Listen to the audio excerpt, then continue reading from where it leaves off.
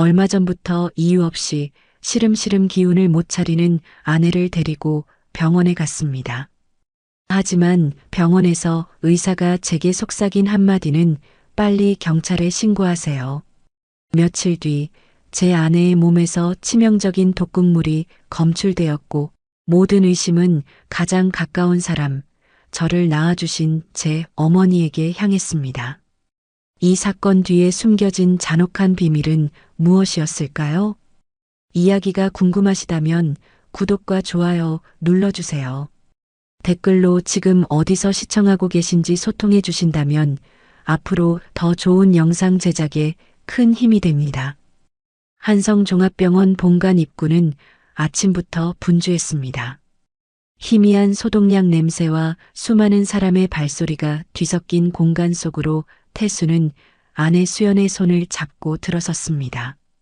5월의 날씨는 쾌적했지만 태수의 마음은 잿빛 먹구름이 내려앉은 듯 무겁고 불안했습니다.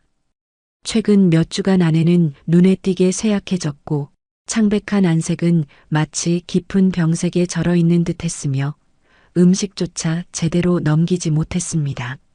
본래 심성이 착하고 현명하여 주변 누구에게도 원한을 살 일 없는 수연이었기에 태수는 대수롭지 않게 빈혈이나 스트레스쯤으로 여겼습니다.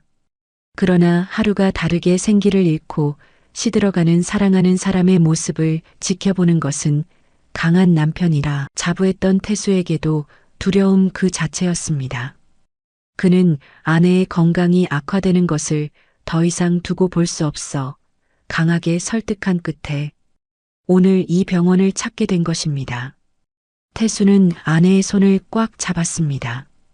그의 손은 따뜻했지만 수연의 손은 마치 얼음장처럼 차가웠고 그 떨림이 손끝을 통해 태수에게 고스란히 전해졌습니다. 수연의 눈빛은 무언가에 쫓기는 듯 불안하게 복도를 훑었습니다. 마치 곧 자신에게 닥쳐올 고통을 예견이라도 하는 듯이 말입니다. 태수는 그런 아내를 안쓰럽게 바라보며 그녀의 손등을 부드럽게 쓰다듬었습니다. 그는 나지막이 속삭였습니다. 여보, 내가 옆에 있잖아. 무서워하지 마. 별일 아닐 거야. 수연은 힘겹게 고개를 끄덕였지만 입술은 꾹 다문 채 긴장감을 숨기지 못했습니다. 태수는 그녀의 마른 얼굴을 보며 제발 아무 일 없기를 하고 속으로 간절히 빌었습니다. 접수를 마친 후 안내에 따라 검사실 복도에 도착했습니다. 복도는 사람들로 북적였고 스피커에서는 환자의 이름을 부르는 소리가 불규칙적으로 울려 퍼졌습니다. 코를 찌르는 강한 소독약 냄새가 태수의 심장을 더욱 빠르게 뛰게 했습니다. 수연이 소변 검사를 위해 검사실 문을 열고 안으로 들어섰습니다. 문이 닫히고 문 위에 붉은 등불이 켜지는 순간 태수는 자신이 할 수 있는 것이 아무것도 없다는 무력감에 휩싸였습니다. 그는 복도에 마련된 플라스틱 의자에 앉아 초조하게 시간이 흐르기를 기다렸습니다. 제발 검사 결과가 정상으로 나오기를, 그래서 이 모든 불안감을 털어버리고 함께 안심하며 그들의 작은 집으로 돌아갈 수 있기를 간절히 바랄 뿐이었습니다. 흘러가는 1분 1분이 마치 고문의 시간처럼 길게 느껴졌습니다. 심장이 빠르게 박동하는 것을 느끼며 태수는 주위를 두리번거렸습니다.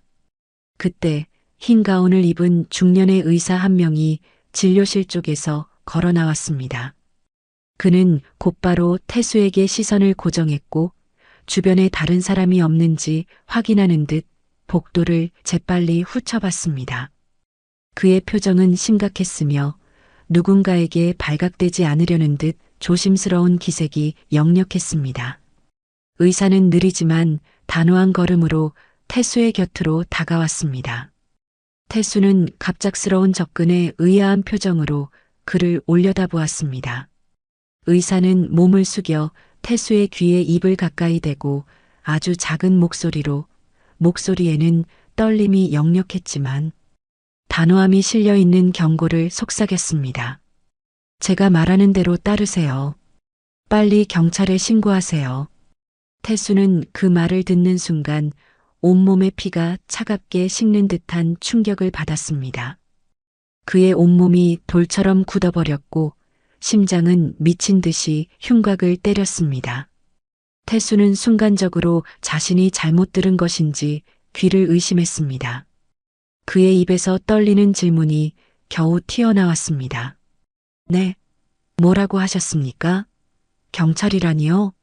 제 아내와 무슨 관계가 있습니까? 의사는 복도 끝을 다시 한번 확인하더니 태수를 심각한 눈빛으로 짧게 응시하고는 더 이상의 설명 없이 몸을 돌려 황급히 사람들 속으로 사라졌습니다. 태수는 의자의 등받이에 몸을 기댄 채 머릿속이 텅 빈 듯 멍해졌습니다.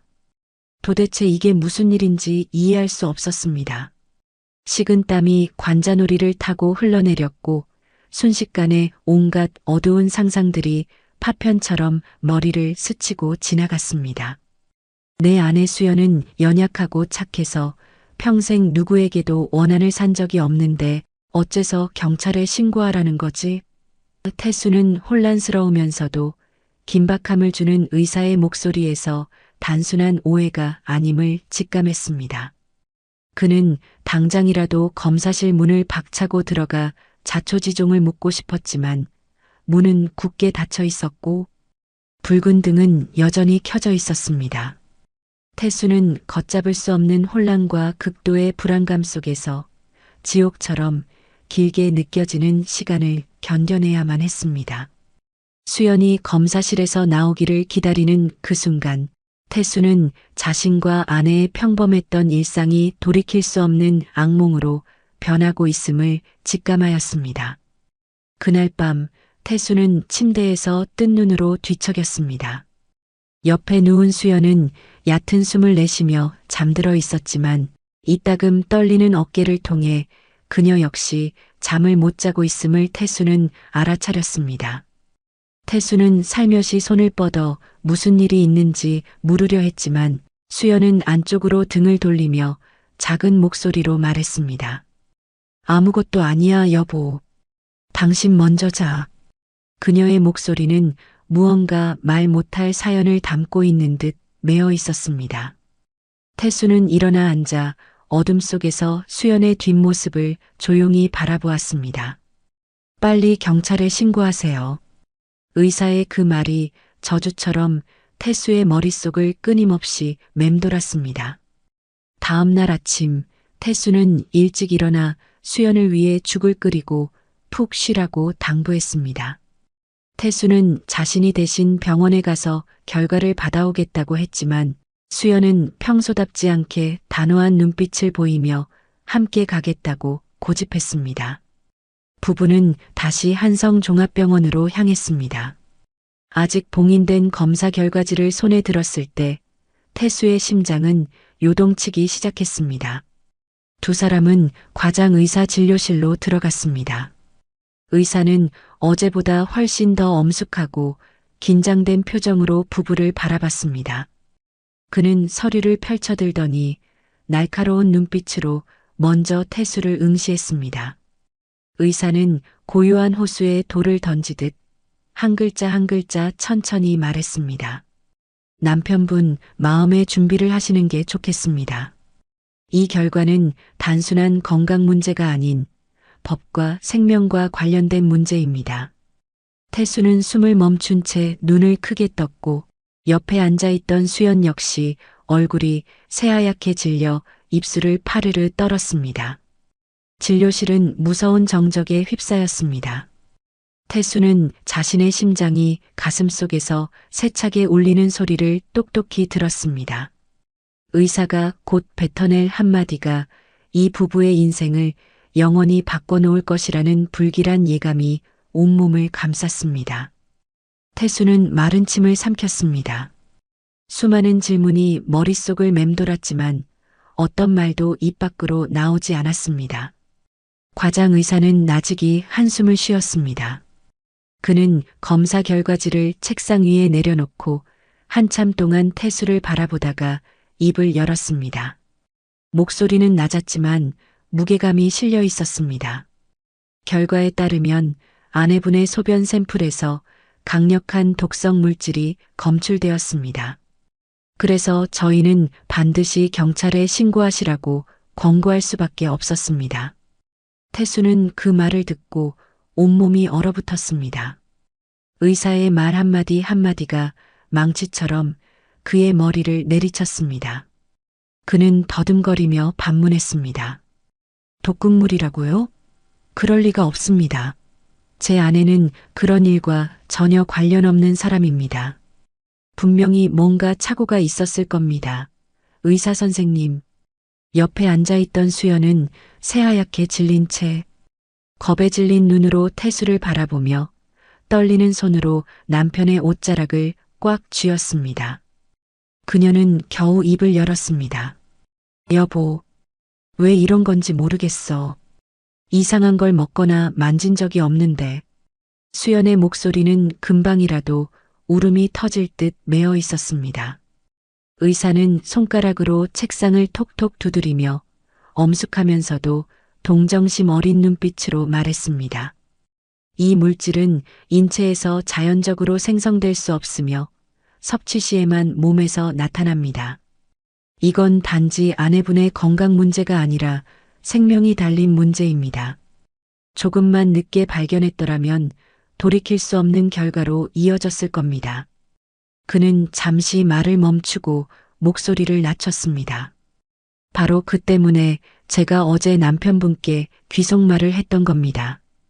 이 일은 가볍게 넘길 사안이 아닙니다. 태수는 심장이 조여드는 듯한 감정을 느꼈습니다. 그렇다면 내 아내가 독살당하고 있었다는 말인가? 누가 이렇게 잔인한 짓을 저지를 수 있단 말인가? 태수는 수연의 손을 꽉 잡았습니다. 아내의 손은 얼음장처럼 차가웠고 마치 악몽에서 막 깨어난 사람처럼 식은땀이 배어 나왔습니다. 그는 의사의 눈을 똑바로 쳐다보며 이를 악물고 물었습니다. 의사 선생님, 솔직히 말씀해 주십시오. 이게 얼마나 심각한 겁니까? 제 아내를 살릴 수 있습니까? 의사는 고개를 끄덕이며 침통한 눈빛으로 말했습니다. 조기에 발견해서 독의 공급원을 차단하면 살릴 수 있습니다. 하지만 중요한 건 배후에 누가 있는지를 밝혀내는 겁니다. 그러지 않으면 아내분은 결코 안전하지 않을 겁니다. 태수는 할 말을 잃었습니다. 모든 것이 빙빙 돌았고 수많은 얼굴이 머릿속에 떠올랐습니다. 누가 우리 부부를 해치려 하는가? 그들은 누구와 원한을 진 적도 없이 조용히 살아왔습니다. 태수는 수연을 돌아봤습니다. 아내는 입술을 꽉 깨물고 있었고 눈빛에는 두려움과 무력감이 서려 있었습니다. 태수는 아내의 어깨를 꽉 끌어안고 속삭였습니다. 내가 무슨 일이 있어도 당신을 지켜줄게. 약속할게. 눈물이 수연의 뺨을 타고 흘러내렸습니다. 그녀는 태수의 가슴에 얼굴을 묻고 어깨를 들썩이며 울었습니다. 의사는 천천히 말을 이었습니다. 두 분은 이 사실을 비밀로 하시고 다른 누구에게도 알리지 마십시오. 제가 관련 서류를 수사기관에 전달하겠습니다. 하지만 다시 한번 말씀드리지만 아내분의 생명이 위협받고 있습니다. 남편분께서 각별히 주의하셔야 합니다. 그는 말을 멈추고 무언가 더 당부하려는 듯 태수를 쳐다보다가 이내 입을 다물었습니다. 아마 작은 실수 하나라도 배우의 범인을 더 자극할까봐 두려워하는 것 같았습니다. 부부는 무거운 마음으로 진료실을 나섰습니다. 수연은 태수의 손을 어찌나 세게 잡았던지 손톱이 그의 살을 파고드는 것이 느껴졌습니다. 병원 문을 나서자 아침 햇살이 쏟아졌지만 태수의 눈에는 온통 잿빛으로 보였습니다. 태수는 운전을 하면서도 마음속으로 치열하게 갈등했습니다. 가족에게 말해야 할까? 바로 경찰에 신고해야 할까? 집에 도착해서 태수는 수연을 의자에 앉혔습니다. 아내는 남편을 꽉 껴안으며 떨리는 목소리로 말했습니다. 여보, 누가 날 죽이려고 하는 걸까? 난 누구한테 죄 지은 것도 없는데. 말끝을 흐리며 수연은 황급히 손으로 입을 막았습니다. 눈빛은 공포로 가득했습니다. 태수는 아내의 손을 잡고 단호하게 말했습니다. 무슨 일이든 그냥 말해. 내가 여기 있잖아. 난 당신을 믿을 거야. 수연은 눈물을 흘리며 메인 목소리로 말했습니다. 혹시 가족 중에 누가 내가 살아있는 걸 원치 않는 건 아닐지 무서워. 그 말은 태수에게 청천벽력과도 같았습니다. 태수는 멍하니 앉아 있었고 머릿속은 텅 비었습니다. 가족이라니? 설마 혈육이 그렇게 악독한 짓을 저지를 수 있단 말인가? 하지만 돌이켜보면 수연은 지난 몇 년간 며느리로서 시어머니에게 정말 많은 서름을 겪었습니다. 시어머니는 본래 엄격한 분이라 며느리를 타박하는 일이 잦았습니다. 고향에 내려갈 때마다 태수는 수연이 모진 말을 묵묵히 견뎌내는 모습을 지켜봐야 했습니다. 하지만 그렇다고 해서 며느리를 해치려 할 정도였을까요? 그 생각에 이르자 태수는 온몸에 소름이 돋았습니다. 끔찍한 생각이 머리를 스쳤지만 그는 황급히 고개를 저었습니다. 아무리 그래도 어머니가 그랬다고는 믿을 수 없었습니다. 그날 밤 집은 깊은 침묵에 잠겼습니다. 수연은 태수 옆에 누워 이따금씩 놀라며 잠을 깼고 두 눈은 어둠 속을 공허하게 바라보고 있었습니다. 태수가 계속 등을 토닥여준 후에야 겨우 잠이 들었지만 태수는 한숨도 잘 수 없었습니다. 의사의 말, 수연의 겁에 질린 눈빛, 모든 것이 뒤엉켜 끔찍한 악몽이 되었습니다. 태수는 이제 상황을 직시해야 한다는 것을 깨달았습니다. 더 이상 혼자서 감당할 수 있는 문제가 아니었습니다. 다음 날 아침, 태수는 경찰 친구 현우에게 전화를 걸기로 결심했습니다. 현우는 경찰청에서 근무하는 믿음직한 친구였고 이 복잡하고 은밀한 사건을 맡길 수 있는 유일한 사람이었습니다. 태수는 떨리는 목소리로 사건의 전말을 간략하게 설명했습니다. 독극물 검출 사실, 의사의 경고, 그리고 아내가 언급했던 가족 중 누군가에 대한 의심까지 말입니다. 현우는 한참 동안 침묵하더니 낮은 목소리로 단호하게 말했습니다. 태수야, 이건 아주 심각한 문제야. 절대 섣불리 행동해서는 안 돼.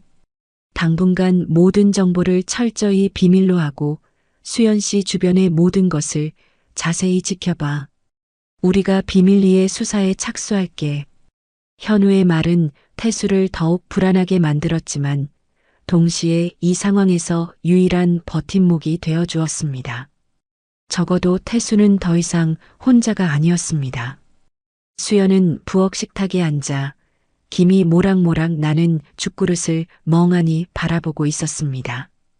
태수는 아내 옆에 앉아 흐트러진 머리카락을 부드럽게 쓸어 넘기며 말했습니다. 너무 많이 생각하지 마. 현우한테 얘기했어. 우린 이겨낼 수 있을 거야. 하지만 태수는 마음속으로 폭풍우가 이제 막 시작되었음을 똑똑히 알고 있었습니다. 수연을 해치려는 자는 아직 어딘가에 있었고 어쩌면 아주 가까이에 있을지도 모르는 일이었습니다. 태수는 평범한 남편에서 이제 이 위험한 암투 속에서 아내를 지키는 방패가 되어야만 했습니다. 수연은 남편을 바라보았습니다. 그 눈빛에는 극심한 공포와 함께 깊은 신뢰가 담겨 있었습니다. 태수는 아내를 끌어안으며 마음속으로 조용히 맹세했습니다. 그자가 누구든 반드시 정체를 밝혀내고 말겠어. 무슨 일이 있어도 당신을 지킬 거야. 그 후 며칠 동안 집안의 공기는 지붕 위에 먹구름이 들이운 것처럼 무겁게 가라앉았습니다. 수연은 거의 식음을 전폐하고 그저 조용히 앉아 먼 곳을 바라볼 뿐이었습니다. 태수는 아무렇지 않은 척 꽃을 사와서 꽂고 아내가 좋아하는 음식을 만들었지만 수연의 눈에 서린 불안을 씻어낼 수는 없었습니다. 수연의 초췌한 모습을 볼 때마다 태수의 마음속에서는 울분이 치밀어 올랐습니다. 저 너머에 누군가가 아내의 목숨을 빼앗으려 한다는 것을 알고 있었지만 그 자가 누구인지는 여전히 짙은 어둠 속에 가려져 있었습니다. 어느 날 저녁 부부가 식사를 하고 있을 때 태수의 휴대전화가 울렸습니다. 어머니였습니다. 여전히 익숙하고 엄한 목소리였습니다. 태수야, 이번 주말에 둘 다 내려오너라. 온 가족이 모였으면 좋겠구나. 태수는 식탁 아래로 수연의 손을 잡았습니다. 아내의 손이 차갑게 떨리는 것이 느껴졌습니다. 전화를 끊자 수연은 눈물을 글썽이며 태수를 바라봤습니다. 여보, 나 가고 싶지 않아. 너무 무서워. 태수는 말을 잃었습니다. 그의 마음속에서도 망설임이 일었습니다. 지난밤 수연이 했던 말, 혹시 가족 중에 누가 있을까봐 무서워요라는 말이 머릿속에서 울렸습니다. 그는 한숨을 쉬며 아내를 안았습니다. 알아. 하지만 우리가 안 내려가면 어머니께서 서운해하실 거야. 그리고 나도 혹시 집에 무슨 이상한 점이 있는지 확인해 보고 싶어. 걱정하지 마. 내가 옆에 있을게. 그날 태수는 철저하게 준비했습니다. 자신이 직접 아침 식사를 준비했고 수연이 먹고 마시는 모든 것을 확인했으며 낯선 것은 절대 손대지 못하게 했습니다. 그는 몰래 현우에게 전화를 걸어 혹시 무슨 일이 생기면 즉시 개입해 달라고 부탁해 두었습니다. 주말 오후 부부는 고향 집으로 향했습니다.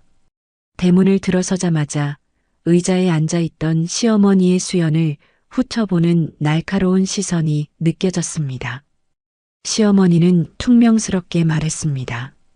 그리 아파 보이지는 않는구만. 수연은 고개를 숙인 채 묵묵히 견뎠습니다. 아내의 눈가가 붉어지는 것을 보고 태수의 마음은 쓰라렸지만 그는 꼭 참았습니다. 그날 저녁 식사는 맛있는 음식으로 가득했습니다. 시어머니는 계속해서 수연의 밥그릇에 반찬을 얹어주며 쏘아붙이듯 말했습니다. 먹어라, 기운 좀 차리게. 저렇게 삐쩍 말라서야 어디 쓰겠어? 여자가 애 낳을 생각 안 하면 집안 꼴이 뭐가 되겠어? 태수는 음식 하나하나를 쳐다보며 경계심을 늦추지 않았습니다. 의사의 경고를 기억하며 아내의 그릇에 담기는 밥 한 술, 반찬 한 조각까지 조심스러웠습니다. 수연은 그저 고개를 숙이고 억지로 몇 숟갈 뜨는 둥 마는 둥 했습니다. 눈빛에는 불안감이 가득했습니다. 식사 후 태수는 몰래 어머니를 따라다녔습니다. 어머니가 부엌에서 유난히 오래 머무는 것을 발견했습니다. 어머니는 작은 양념통을 손에 쥐고 있다가 황급히 옷주머니에 숨겼습니다. 태수의 심장이 미친 듯이 뛰었습니다. 그 모습에 그의 머릿속에는 끔찍한 생각이 스쳐 지나갔습니다. 정말로 어머니가 범인이란 말인가? 하지만 태수는 곧 마음을 다잡고 성급하게 결론 내리지 말자고 스스로를 다독였습니다. 어쨌든 내 어머니인데 증거도 없이 눈으로 본 것만 믿을 수는 없었습니다. 그날 밤 모두가 잠든 후 태수와 수연은 옛날 방에 나란히 누웠습니다. 수연은 벽 쪽으로 돌아 누워 작게 떨리는 목소리로 말했습니다. 여보, 어머님 눈빛이 너무 이상해. 꼭 나를 뼛속까지 미워하는 것 같아. 만약 정말로 어머님이 나를 해치려 하신다면 말끝을 흐리며 눈물이 흘러나왔습니다. 태수는 아내를 꽉 껴안으며 메인 목소리로 말했습니다. 알아. 하지만 날 믿어. 내가 누구도 당신을 해치게 두지 않을 거야. 설령 그게 어머니라고 해도. 그 말을 뱉는 순간 태수의 가슴은 찢어질 듯 아팠습니다. 자신이 이런 말을 하게 될 줄은 꿈에도 몰랐습니다. 다음 날 아침 태수는 정원을 산책하는 척하며 시어머니가 옆집 아주머니와 이야기하는 소리를 우연히 들었습니다. 내 며느리는 약해 빠져서 아무짝에도 쓸모가 없어. 맨날 아프다고 징징대니 귀찮아 죽겠어. 태수는 그 자리에 멈춰서서 심장이 조여드는 것을 느꼈습니다. 그 말은 단순한 불평이 아니었습니다. 어머니의 목소리에는 뚜렷한 경멸이 담겨 있었습니다. 태수는 방으로 돌아왔습니다. 수연이 조용히 옷을 개고 있었습니다. 아내는 남편을 올려다보며 붉어진 눈으로 나직이 말했습니다. 여보, 나 더 이상 여기 있으면 안 될 것 같아. 내가 이 집에서 쓸모없는 존재처럼 느껴져. 태수는 황급히 아내를 안으며 메인 목소리로 말했습니다. 그런 말하지 마. 당신은 내 아내고 내가 세상에서 가장 사랑하는 사람이야. 온 세상이 당신에게 등을 돌려도 난 당신을 버리지 않아. 말을 마친 태수는 아내의 어깨를 꽉 쥐었습니다. 마음속에서는 거센 파도가 일었습니다. 그는 의사의 말이 단순한 의학적 경고가 아니라는 것이 실감나기 시작했습니다. 집으로 돌아오는 날, 태수는 더욱 경계했습니다. 집안의 모든 것은 자신이 수연을 위해 준비했습니다. 식사부터 물 한 잔까지, 심지어 부엌과 거실에 작은 무선 감시 카메라까지 설치했습니다. 현우에게서 전화가 왔습니다. 잘하고 있어. 의심스러운 건 모두 증거로 남겨둬. 우리가 곧 움직일 테니 넌 침착해야 해. 그날 저녁 태수는 무선 감시 카메라 영상을 다시 보다가 이상한 점을 발견했습니다. 고향 집에서 어머니가 들고 있던 그 양념통이 시어머니가 부부에게 보내준 짐, 꾸러미 속에도 들어 있었습니다. 어머니는 수연 몸보신하라고 직접 담근 특제 약된장이라고 했었습니다. 태수는 온몸에 소름이 돋았고 마음속에서는 맹렬한 의심이 솟아올랐습니다. 그는 감히 수연에게 그것을 먹일 수 없었고 조용히 냉장고 깊숙이 넣어두었습니다. 다음 날 현우에게 가져가 검사를 의뢰할 생각이었습니다. 태수는 밤새 잠들지 못했습니다. 옆에서 잠든 수연을 조용히 바라보았습니다. 노란 등불 아래 비친 아내의 수척한 얼굴을 보니 가슴이 미어졌습니다. 그는 속으로 다짐했습니다. 만약 정말 어머니가 범인이라면 마음은 찢어지겠지만 무슨 수를 써서라도 당신을 지켜야 해. 태수의 마음속에서는 이 진실이 자신이 상상했던 것보다 더 잔인한 비밀이 숨겨져 있다는 예감이 들었습니다. 태수는 밤새 뒤척이며 겨우 몇 분 눈을 붙였을 뿐 머릿속에서는 시어머니가 준 그 특제 약된장 생각뿐이었습니다. 그는 아직 잠들어 있는 수연을 바라봤습니다. 숨소리는 고요했지만 얼굴에는 여전히 피로감이 어려 있었습니다. 태수의 가슴이 아려왔습니다. 그는 아내의 흐트러진 머리카락을 부드럽게 쓸어넘기며 약속하듯 속삭였습니다. 내가 진실을 밝혀낼게. 걱정하지 마. 태수는 조심스럽게 그 약된장통을 가방에 넣고는 급한 일이 생겼다는 핑계를 대고 밖으로 나섰습니다. 길을 가며 현우에게 전화를 걸었습니다. 목소리는 다급했습니다. 현우야, 급하게 확인해 줄 물건이 있어. 아마 의사가 말했던 독극물의 출처가 이거일지도 몰라. 현우는 태수의 말을 듣고는 즉시 부서 실험실에서 만나자고 했습니다. 태수가 도착했을 때 현우는 이미 기다리고 있었습니다. 평소의 쾌활한 모습과는 다른 심각한 눈빛이었습니다. 태수는 아직도 떨리는 손으로 약된장통을 건넸습니다. 현우는 장갑을 끼고 뚜껑을 열어 냄새를 맡아보더니 즉시 미간을 찌푸렸습니다. 이상한 냄새가 나. 그냥 평범한 된장이 아닌 것 같은데? 현우는 즉시 샘플을 검사실로 보냈습니다. 기다리는 동안 두 사람은 마주 앉아 아무 말도 하지 않았습니다. 시간은 더디게 흘렀고 1분 1분이 1시간처럼 느껴졌습니다. 마침내 결과가 나왔습니다. 현우는 종이를 들고 읽더니 책상 위에 3개 내려놓았습니다. 그의 눈은 긴장감으로 가득 차 있었습니다. 태수야, 이 통 안에서 강력한 독성 화합물이 발견됐어. 이게 내 아내 몸속에 있던 독극물과 일치해. 태수의 심장이 내려앉았고 식은땀이 비 오듯 쏟아졌습니다. 그는 귀를 의심하며 멍하니 앉아 있었습니다. 현우야, 확실해?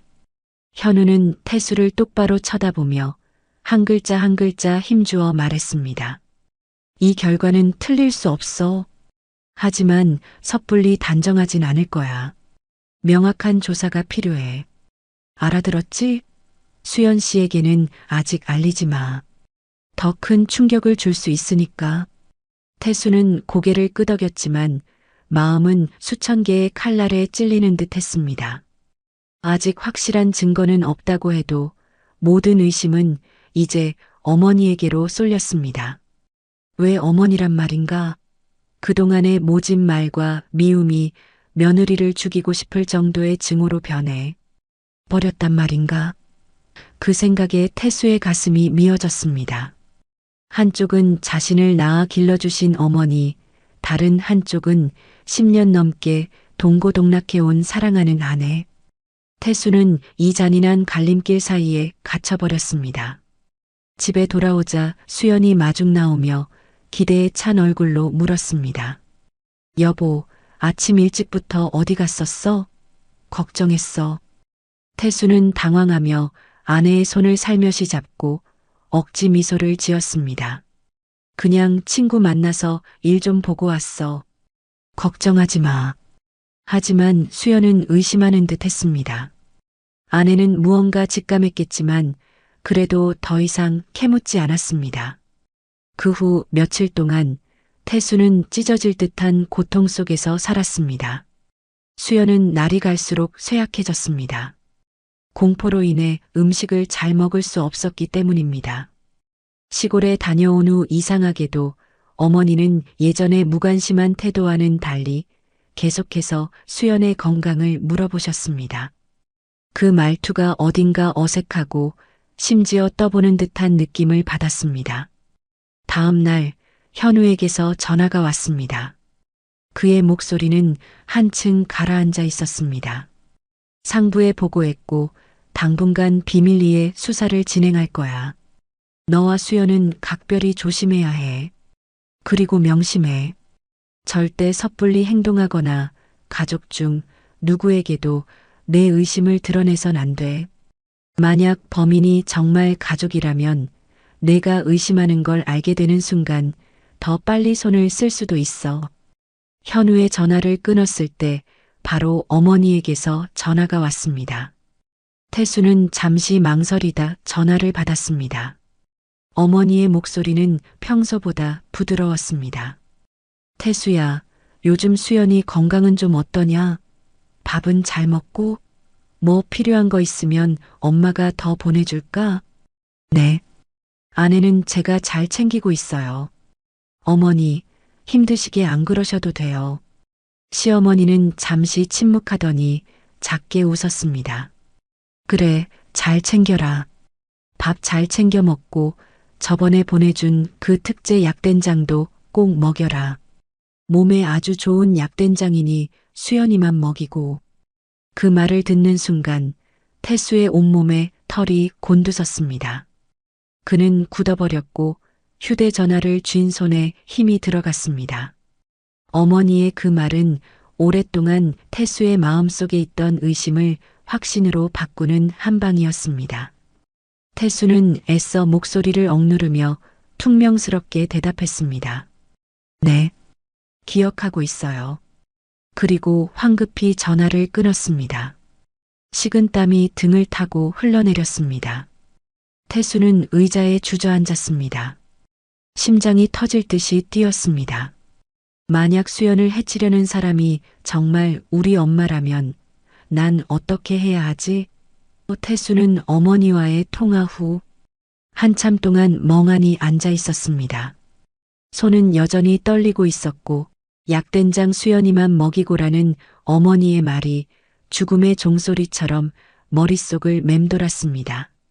현우의 검사 결과가 아니었다면 태수는 아마 전혀 의심하지 않고 아내를 챙겨주시는 것이려니 했을지도 모릅니다. 하지만 이제 어머니의 모든 말과 행동이 태수의 심장을 찌르는 가시처럼 느껴졌습니다. 그날 저녁 수연은 태수의 넉나간 모습을 보고 옆에 앉아 눈을 깊이 들여다보며 물었습니다. 나한테 뭐 숨기는 거 맞지? 뭔가 아주 위험한 일이 벌어지고 있는 것 같아. 솔직하게 말해줘. 날 해치려는 사람이 누구야? 태수는 차마 대답할 용기가 나지 않았습니다. 아내가 시어머니라 부르는 사람, 바로 자신의 친어머니가 가장 유력한 용의자라고 어떻게 말할 수 있겠습니까? 그 말을 뱉는 것은 아내의 믿음을 산산조각내고 마음의 상처에 소금을 뿌리는 것과 같았습니다. 태수는 그저 아내를 꽉 껴안고 나직이 속삭였습니다. 아직 확실히 아는 건 없어. 하지만 날 믿어줄래? 내가 반드시 당신을 지킬게. 수연은 침묵했지만 뜨거운 눈물이 태수의 어깨를 적시는 것이 느껴졌습니다. 아내는 더 이상 묻지 않았지만 눈빛은 더욱 불안해 보였습니다. 태수는 그 침묵이야말로 또 다른 상처라는 것을 알았습니다. 다음 날 태수에게 어머니가 연락을 했습니다. 서울에 친구 딸 결혼식이 있어서 참석하시고 오랜만에 아들 집에서 하룻밤 주무시고 가시고 싶다는 내용이었습니다. 태수는 아직 확실한 정황 증거가 없어서 차마 거절할 수 없었고 결국 어머니는 그날 오후 아들네에 도착했습니다. 며느리가 아프니 자신이 저녁을 해주신다며 주방으로 들어가셨습니다. 태수는 방에서 몰래 스마트폰으로 무선 감시 카메라를 보고 있었습니다. 어머니는 정성껏 그 약된장으로 된장국을 끓이셨습니다. 이제 현우와 함께 모든 것을 밝혀야 할 때가 왔다는 것을 알았습니다. 태수는 현우에게 문자를 보냈습니다. 오늘 밤 준비해. 확실한 증거가 필요해. 현우가 짧게 답했습니다. 걱정 마. 우리가 현장에 있을게. 태수는 깊은 숨을 들이쉬고 평정심을 되찾으려 했습니다. 잠 못 이루어 붉어진 눈으로 누워있는 수연을 보니 태수의 마음속에는 강철 같은 결심이 솟아올랐습니다. 아무리 고통스럽더라도 그는 진실을 밝혀내야만 했습니다. 어머니는 저녁상을 차리고 온 가족을 불렀습니다. 태수는 조용히 어머니의 행동 하나하나를 관찰했습니다. 어머니가 수연에게 국을 건넬 때 손은 살짝 떨렸지만 눈에는 이상한 빛이 번뜩였습니다. 태수는 재빨리 그릇을 가로채며 억지로 웃었습니다. 병원에서 수연이 국물 있는 거 먹으면 안 된다네요. 어머니는 순간 흠칫했지만 이내 지어낸 미소를 지었습니다. 그래, 그럼 나중에 꼭 먹거라. 태수는 어머니의 눈을 깊이 들여다보았습니다. 가슴이 아려왔습니다. 태수는 애써 평정을 유지하며 저녁 식사를 마친 후 수연 옆에서 뒤척였습니다. 수연은 지쳤는지 어느새 잠이 들었고 태수는 계속 휴대폰으로 감시 카메라를 주시하고 있었습니다. 얼마가 지났는지 태수의 눈앞에 아득해질 때쯤 조심스럽게 열리는 방문 소리가 들렸습니다. 태수는 다시 정신을 차리고 화면을 바라봤습니다.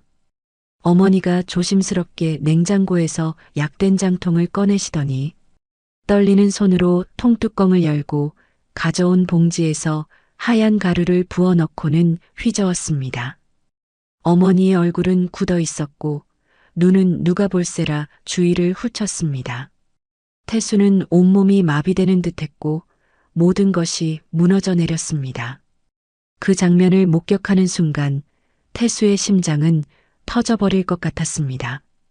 이것이 단순한 의심이길, 오해이길 바랐던 모든 희망이 이제 잿더미가 되어 사라졌습니다. 하지만 태수는 여전히 억지로 참고 있었습니다. 한 발짝이라도 잘못 내디디면 모든 것이 실패로 돌아갈 것이기 때문입니다. 태수는 문 쪽을 향해 손짓했습니다. 바로 그때 사복 차림의 현우와 두 명의 동료가 쏜살같이 들어와 상황을 제압했습니다. 어머님, 저희는 경찰입니다. 현장을 그대로 보존해 주십시오. 현우의 또렷한 목소리가 울려 퍼졌습니다. 시어머니는 얼어붙었고 손에 들고 있던 통이 달그락 소리를 내며 식탁 위로 떨어졌습니다. 어머니는 얼굴이 새하얗게 질려 입술을 파르르 떨었습니다. 당신들 누구야? 무슨 소리예요? 난 그냥 요리하고 있었을 뿐이에요. 현우는 증거물인 흰가루 봉지를 가리키며 엄한 목소리로 말했습니다. 저희는 전부터 감시하고 있었습니다. 감정 결과 이것은 강력한 독극물로 밝혀졌습니다. 어머님은 묵비권을 행사할 수 있으며 하시는 모든 말은 조사에 기록될 것입니다. 태수는 돌처럼 굳어서 있었습니다. 자신이 낳아준 어머니가 지금 자신의 눈앞에서 범죄자처럼 두 손이 붙잡혀 있었습니다. 어머니는 태수를 보며 두려움과 애원이 뒤섞인 눈빛으로 말했습니다. 태수야, 엄마 말 좀 들어봐. 엄마는 어머니의 목소리는 메어 있었지만 태수는 그저 뒷걸음질 칠 뿐이었습니다. 머릿속이 빙빙 돌았습니다. 태수는 더 이상 한마디도 할 힘이 없었습니다. 소란에 잠이 깬 수연이 아래로 내려왔다가 그 광경을 보고는 겁에 질린 눈으로 얼어붙었습니다. 어머니, 대체 이게 무슨 일이에요? 수연은 소리치며 눈물을 뚝뚝 흘렸습니다. 어머니는 울음을 터뜨리며 경찰의 손에서 벗어나려 소리쳤습니다. 내가 널 해치려 한 게 아니야. 난 그저. 어머니는 말을 잇지 못하고 통곡했습니다. 태수는 의자에 주저앉아 두 손으로 머리를 감쌌습니다. 집 전체가 어머니의 울음소리, 수연의 흐느낌, 그리고 태수의 심장이 터질 듯한 소리로 가득 찼습니다. 매일 독극물에 중독되어 가던 아내를 죽이려던 사람이 자신을 낳아주신 어머니라니. 태수의 심장은 갈기갈기 찢어졌습니다. 현장에서 조서를 작성한 후 경찰은 어머니를 조사하기 위해 일단 경찰서로 연행했습니다. 떠나기 전 어머니는 태수를 돌아보았습니다. 그 눈에는 절망이 가득했습니다. 날 믿어야 한다, 아들아. 난 내 아내를 해치려 한 게 아니야. 그 말에 태수의 마음은 더욱 찢어지는 듯 했습니다. 태수는 말없이 그 뒷모습을 바라보았습니다. 눈물이 터져 나오려 했지만 꾹 참았습니다. 문이 닫히자 집은 무서운 침묵에 잠겼습니다. 수연은 의자에 주저앉아 떨리는 목소리로 말했습니다. 여보. 수연은 태수의 가슴에 얼굴을 묻고 서럽게 울었습니다. 그날 밤 태수와 수연은 서로에게 기대 한숨도 자지 못했습니다. 그들은 말없이 창밖 어둠을 바라보며 추적추적 내리는 빗소리를 들었습니다. 마음은 돌덩이처럼 무거웠습니다. 다음 날 아침 태수는 현우의 연락을 받고 경찰서로 향했습니다. 태수의 마음은 여전히 혼란스러웠습니다. 그는 그저 어제 자신이 목격한 모든 것이 진실이 아니기를 바랄 뿐이었습니다. 현우의 사무실로 들어서자 현우는 서류를 검토하며 깊은 생각에 잠겨 있었습니다. 태수를 보더니 고개를 끄덕였습니다. 앉아. 지금 당장 내가 들어야 할 이야기가 있어. 태수는 긴장해서 손발이 떨렸습니다. 현우는 태수에게 어머니의 초기 진술서를 건넸습니다. 태수는 한 글자 한 글자에 시선을 고정했습니다.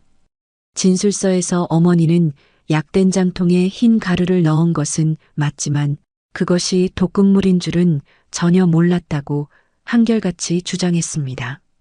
어머니는 예전부터 알던 어떤 사람이 자신의 집에 자주 찾아와서는 그것이 수연의 기력을 보충해줄 보약이라며 며느리가 먹는 음식에 조금씩 타주라고 했다고 말했습니다. 그 사람은 수연이 몸이 약한 것은 음기가 강하기 때문이며 이 약으로 기운을 조절해야 한다고 했다는 것입니다. 어머니는 얼른 손주가 보고 싶은데 며느리가 허약해서 아이가 들어서지 않는다고 생각하셨다고 했습니다. 약을 지어줘도 잘 챙겨 먹지 않는 것 같다니까 그 사람이 이렇게 몰래 음식에 섞어 먹을 수 있게 하라 그래서 그 말을 믿고 따랐을 뿐 자신이 이용당하고 있다는 것은 꿈에도 몰랐다고 했습니다. 태수는 진술서를 읽고 망연자실했습니다. 머릿속에서는 수많은 질문이 맴돌았습니다. 누가 이런 악랄한 짓을 꾸민 걸까? 왜 우리 어머니에게 접근했을까? 그것이 보약이라는 믿음을 심어준 이유는 뭘까? 태수는 고개를 들어 현우를 바라보며 떨리는 목소리로 물었습니다. 어머니 말을 믿을 수 있을까? 그냥 죄를 부인하는 건 아닐까? 현우는 팔짱을 끼고 엄숙한 눈빛으로 말했습니다.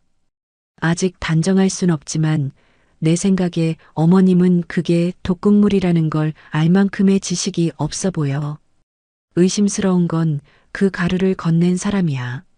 어머니는 그 사람을 몸이 마르고 경상도 사투리를 쓰는 중년 여성으로 묘사했는데 갑자기 나타났다가 금세 사라지곤 했다고 했어. 혹시 짐작 가는 사람 있어? 태수는 고개를 저었습니다. 머릿속은 완전히 텅 비었습니다. 그 여자는 누구일까? 왜 어머니를 이용해서 내 아내를 해치려 했을까? 어머니가 주범이 아닐 수도 있다는 생각에 태수의 마음이 조금 가벼워지는 동시에 등골이 오싹해졌습니다. 배우의 범인은 아직 저 밖에 있었고 여전히 그들을 노리고 있으며 정체를 드러내지 않았다는 뜻이었기 때문입니다. 현우가 말을 이었습니다. 어머님 집 찬장에서 다른 가루 봉지들도 몇 개 더 확보했는데 감정 결과 모두 같은 종류의 독극물이 나왔어. 이건 그 여자가 여러 번 찾아왔고 사전에 치밀하게 준비했다는 증거야. 목표는 명확하게 수연 씨였어. 문제는 왜 그녀를 노렸느냐는 거지. 현우의 질문은 칼날처럼 태수의 심장을 파고들었습니다. 왜 수연이란 말인가? 아내는 그저 착하고 평범한 여자일 뿐 누구와 원한을 진 적도 없는데 태수는 넋나간 채 앉아 기억을 더듬었습니다. 수연은 청솔회계사무소라는 작은 회사에서 회계 일을 했고 퇴근 후에는 집에서 밥하고 살림하는 게 전부였습니다. 친구도 거의 없었고 교류도 많지 않았습니다. 혹시 누가 질투심 때문에 손을 쓴 걸까? 아니면 내가 전혀 몰랐던 다른 비밀이 있는 걸까? 태수는 무거운 마음으로 경찰서를 나섰습니다.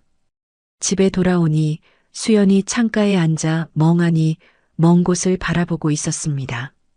태수를 보더니 아내는 황급히 일어나 물었습니다. 여보, 어머니는 어떻게 됐어? 정말 어머니가. 태수는 아내의 차가운 손을 잡고 눈을 똑바로 마주보며 말했습니다. 어머니가 직접 당신을 해치려 한 건 아니었어. 이용당하신 거야. 낯선 여자가 그 가루를 주면서 보약이라고 했대. 그 여자가 진짜 위험한 사람이야. 수연은 얼어붙었고 입술을 달싹였습니다. 낯선 여자요? 하지만 누구지? 태수는 아내를 끌어안고 나직이 말했습니다. 우리 주변에 최근에 나타난 사람이 있는지 잘 생각해 봐야 할 것 같아. 이웃일 수도 있고 직장 동료일 수도 있고 아니면 그냥 스쳐 지나간 사람일 수도 있어. 수연은 눈물을 흘리며 태수의 어깨에 얼굴을 묻었습니다. 목소리는 메어 있었습니다. 여보, 정말 무서워. 하루하루 지날수록 낭떠러지 위에 앉아 있는 기분이야. 누군가 내 목숨을 노리는데 그게 누군지조차 모르니 너무 무력해. 태수는 아내의 야윈 어깨를 꽉 쥐었습니다. 아내의 떨리는 숨결을 느끼며 태수의 마음속에서는 강렬한 결심이 솟아올랐습니다. 더 이상 아내가 공포 속에서 살게 두지 않을 것이다. 배후의 인물이 누구든 반드시 찾아내고 말겠다. 다음 날 태수는 현우와 함께 다시 한성종합병원으로 가서 처음 자신에게 귀속말을 했던 과장 의사를 만났습니다. 그는 부부에게 상세한 검사 결과 기록을 보여주었습니다. 수연의 몸속 독극물량을 분석한 결과 여러 주에 걸쳐 소량씩 지속적으로 투입된 것으로 나타났습니다. 이것은 수연이 시어머니가 보내준 음식을 자주 먹거나 고향집에 내려갔을 때 함께 식사했던 시기와 정확히 일치했습니다. 만약 개입하지 않았다면 한 달 안에 수연의 건강은 완전히 무너졌을 것이라고 했습니다. 그 말을 듣고 태수는 식은땀을 흘렸습니다. 그렇게 오랫동안 수연이 죽음의 문턱에 서 있었는데 그들은 까맣게 모르고 있었던 것입니다. 태수는 현우를 돌아봤습니다. 현우의 눈빛도 무겁게 가라앉아 있었습니다. 현우는 작게 고개를 끄덕였습니다. 적어도 이제 내가 뭘 해야 할지는 알겠지. 아내를 지키면서 우리가 진짜 범인을 찾을 때까지 기다려. 그날 저녁 태수는 모든 것을 수연에게 이야기했습니다. 수연은 한참 동안 조용히 앉아 있다가 문득 무언가 생각난 듯 급하게 말했습니다. 여보, 몇 달 전에 청솔 회계 사무소에 있을 때 낯선 언니가 한 명 찾아왔었어. 내 고등학교 선배라고 했는데 난 기억이 안 났지만 그 언니가 너무 친근하게 굴면서 나한테 과자 상자를 하나 선물로 줬어. 내가 그걸 집에 가져왔고 그날 당신이 출장 가서 나 혼자 먹었어. 그 후부터 내가 자주 피곤해지기 시작했는데 혹시 그 여자일까? 그 말에 태수는 머리털이 곤두서는 것 같았습니다. 태수는 문득 그 시점부터 수연이 어지럼증을 느끼고 잠을 설치며 건강이 나빠지기 시작했다는 것을 기억해냈습니다. 태수는 아내의 손을 잡고 다급하게 물었습니다. 그 사람 얼굴 기억나? 나랑 현우한테 묘사해 줄 수 있어? 수연은 고개를 끄덕였습니다. 눈빛에는 두려움이 서려 있었습니다. 기억나? 몸이 말랐고 머리는 짧았어. 그리고 어머니가 묘사한 것처럼 경상도 사투리를 썼어.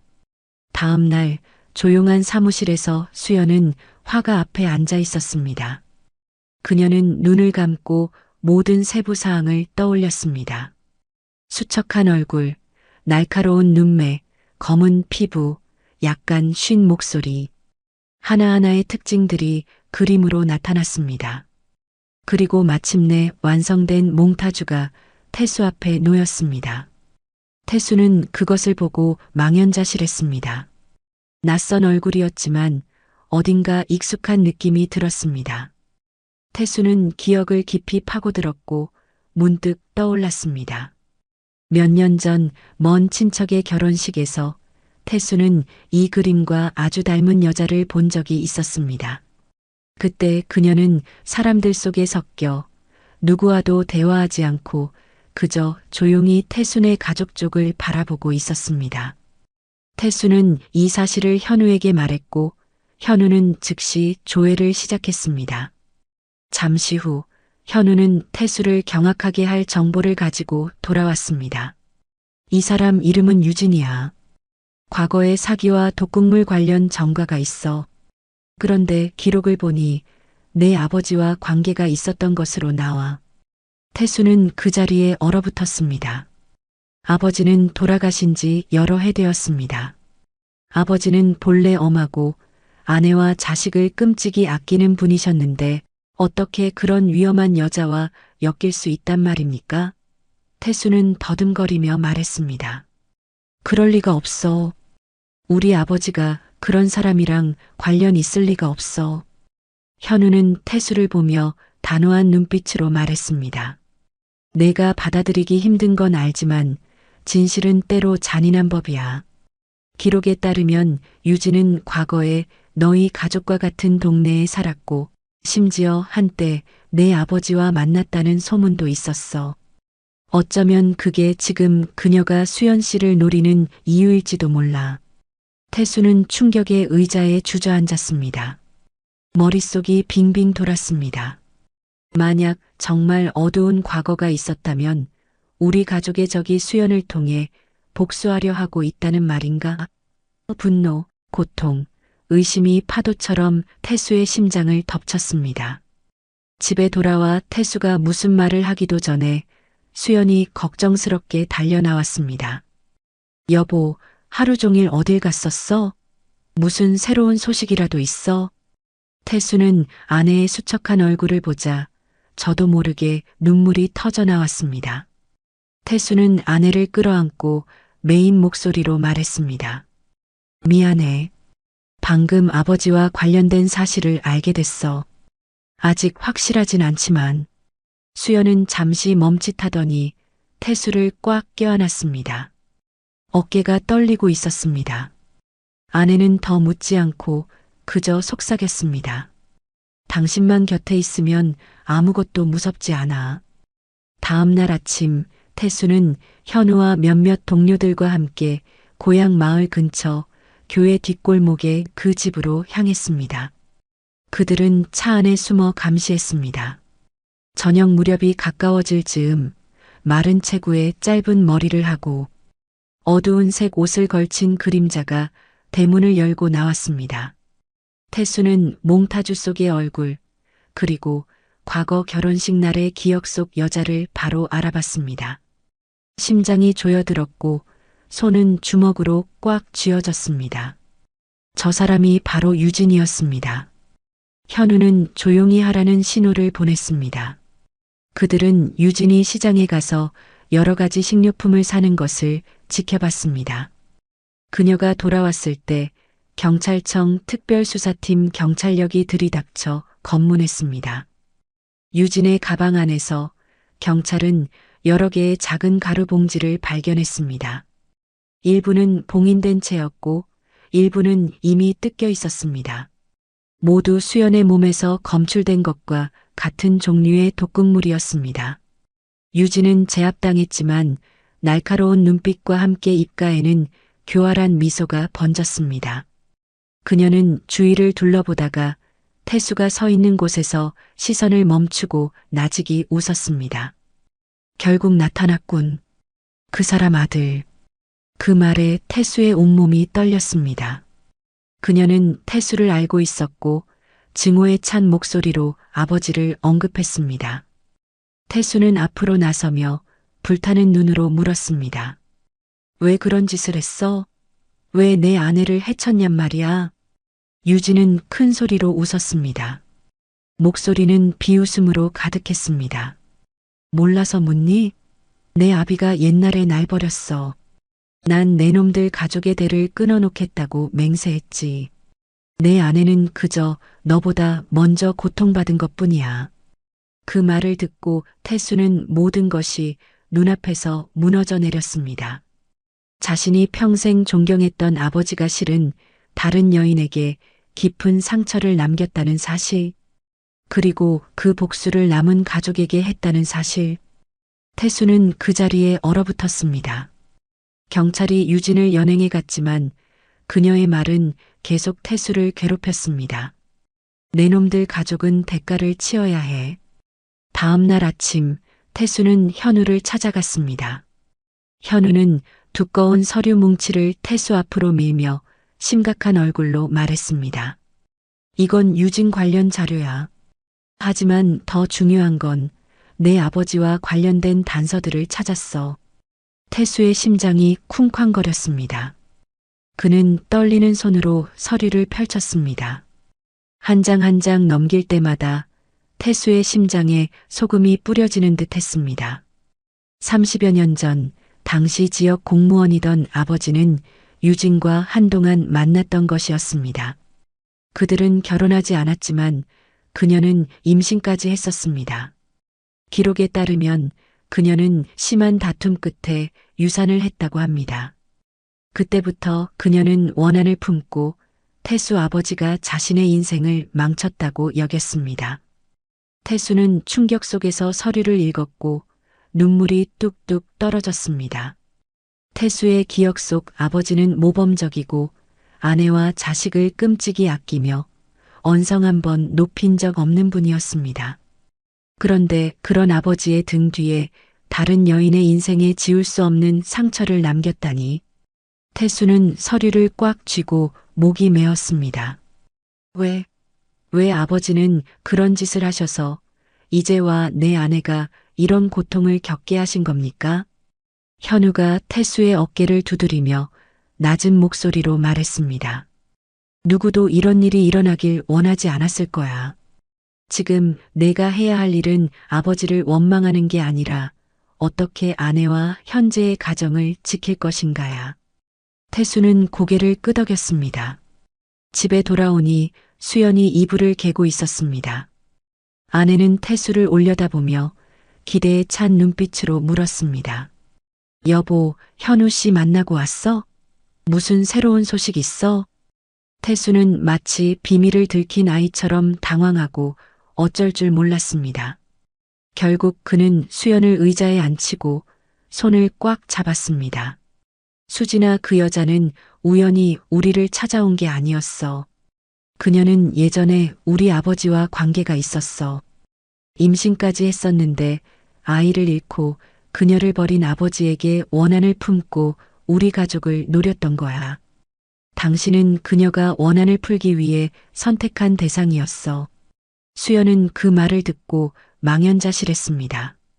눈은 커졌고 입술은 파르르 떨렸습니다. 아버님, 내가 아버지라고 부르던 그분이 설마. 목소리는 메어 있었고 눈물이 터져 나왔습니다. 나 정말 무슨 말을 해야 할지 모르겠어. 당신이 안쓰럽지만 무서워. 마치 아무 관련도 없는 원한의 소용돌이에 휘말린 외부인 같아. 수연은 두 손에 얼굴을 묻고 흐느꼈습니다. 태수는 아내를 끌어안고 목이 메었습니다. 미안해. 당신은 아무 잘못 없어. 잘못이 있다면 그건 먼저 가신 분의 잘못이야. 그 후 며칠 동안 경찰은 계속해서 유진의 진술을 받았습니다. 그녀는 모든 것을 인정했고 눈에는 여전히 증오의 불길이 타오르고 있었습니다. 난 네 아비 때문에 아이를 잃었어. 내 평생을 어둠 속에서 사람들의 손가락질을 받으며 살았다고. 난 내 놈들 가족이 내가 겪었던 것만큼 고통스러워야 한다고 생각했어. 진술서를 통해 그 말을 전해 들으며 태수는 분노와 연민을 동시에 느꼈습니다. 한편으로는 수연을 해친 그녀의 잔인함에 분노했지만 마음 깊은 곳에서는 동정심도 잃었습니다. 모든 것을 잃고 수십 년간 원한을 품고 살다가 결국 어둠 속에 괴물이 되어버린 한 여인. 어느 날 오후 태수는 고향으로 내려가 지금은 비어 있지만 아버지가 살아계셨을 때 사시던 옛집을 찾았습니다. 어머니가 남겨두신 나무 상자 안을 뒤지다가 우연히 낡은 편지 한 통을 발견했습니다. 떨리는 글씨체로 유진이라는 서명이 되어 있었습니다. 편지에서 그녀는 아버지가 자신을 버렸다고 원망했고 태어나지 못한 아이를 제발 인정해달라고 애원하고 있었습니다. 그 과거는 꾸며낸 이야기가 아니었던 것입니다. 수연은 태수의 손에 들린 편지를 보고 멈칫했습니다. 아내는 편지를 읽고 눈물을 흘렸습니다. 아내는 태수의 손을 잡으며 나직이 말했습니다. 여보, 이제 이해가 돼. 당신 잘못도 아니고 내 잘못도 아니야. 이건 업보 같은 거야. 하지만 무서워. 그 여자가 여기서 멈출까? 아니면 그 원한이 우리를 평생 따라다닐까? 태수는 아내를 꽉 껴안았습니다. 내가 다시는 당신이 고통받게 두지 않을 거야. 그녀는 잡혔어. 법이 심판할 거야. 우리는 강해져서 계속 살아가야 해. 알겠지? 그날 밤 수연이 잠든 후 태수는 거실에 홀로 앉아 있었습니다. 식탁 위에는 유진의 낡은 편지와 아버지의 사진이 놓여 있었습니다. 태수는 사진 속 아버지의 엄한 얼굴을 보며 목이 메어 말했습니다. 아버지, 제게 너무 큰 짐을 남겨주셨어요. 아버지를 원망하진 않아요. 하지만 너무 고통스럽습니다. 아버지의 잘못 때문에 제 아내가 죽을 뻔했습니다. 제가 어떻게 해야 이 빚을 갚을 수 있을까요? 눈물이 사진 위를 적셨습니다. 태수는 아이처럼 고개를 숙였습니다. 다음 날 현우가 찾아와 유진이 기소될 것이라고 알려주었습니다. 그녀는 전혀 뉘우치지 않고 있어. 조사 중에 찾아냈는데 내 가족에게 접근하는 걸 도와준 사람이 있는 것 같아. 태수는 깜짝 놀라 심장이 다시 조여들었습니다. 그렇다면 모든 것이 여기서 끝이 아니란 말인가? 유진의 뒤에 또 다른 그림자가 있을 수도 있다는 것. 태수는 의자에 주저앉았습니다. 출구 없는 소용돌이에 갇힌 기분이었습니다. 더 자세히 말해줘. 그 사람이 누구야? 계속 수사 중이니 확실해지면 알려줄게. 집에 돌아와 태수는 어머니를 보았습니다. 증거 불충분으로 일단 풀려나신 어머니는 방 안에 앉아 계셨습니다. 눈은 공허했고 얼굴은 초췌했습니다. 태수가 들어가자 어머니는 붉어진 눈으로 그를 올려다봤습니다. 태수야, 맹세코 내 아내를 해치려 한 게 아니다. 나는 그저 속았을 뿐이야. 하지만 자꾸 누가 찾아와 귓가에 속삭였어. 수연이가 상극이라서 집안에 해를 끼칠 거라고. 나는 어리석게도 그 말을 믿었다. 태수는 그 자리에 얼어붙었습니다. 그렇다면 정말로 어머니의 머릿속에 악독한 말을 심어준 또 다른 그림자가 있었던 것입니다. 태수는 목이 메어 물었습니다. 그 사람이 누구예요, 어머니? 시어머니는 고개를 숙이고 떨리는 목소리로 말했습니다. 이웃을 통해 알게 된 점쟁이야. 그 여자는 이름이 만신 박씨였어. 그 사람이 나한테 이렇게 저렇게 하라고 시켰고 아는 사람이라며 소개해 준 게 바로 유진이었어. 태수는 망연자실했습니다. 어둠 뒤에 숨어 있던 자는 다름 아닌 어머니의 미신을 이용해서 그들의 가족을 나락으로 밀어넣은 한 점쟁이였던 것입니다. 모든 것이 밝혀졌습니다. 유진은 직접 손을 쓴 실행범이었고 만신 박씨는 멀리서 조종하며 독한 말을 심어 원하는 행동으로 옮기게 한 조종자였습니다. 태수는 현우에게 전화를 걸어 갈라진 목소리로 말했습니다. 배우는 만신 박씨라는 점쟁이야. 어머니가 말씀하셨어. 당장 수사에 착수해야 해. 그러지 않으면 수연이 계속 위험해. 현우는 단호하게 대답했습니다. 알았다. 즉시 조사에 들어갈게. 다음 날 아침 현우에게서 전화가 왔습니다. 그의 목소리는 단호했습니다. 만신 박씨라는 점쟁이의 행방을 찾았어. 그녀는 유진의 이복 언니였어. 너의 고향 마을 근처에서 살면서 운세를 보러 오는 사람들을 상대하고 있더군. 오늘 우리가 들이닥칠 거야. 나도 데려가 줘. 내 눈으로 직접 보고 내 귀로 직접 듣고 싶어. 오후에 태수는 현우와 몇몇 동료들과 함께 그 집으로 도착했습니다.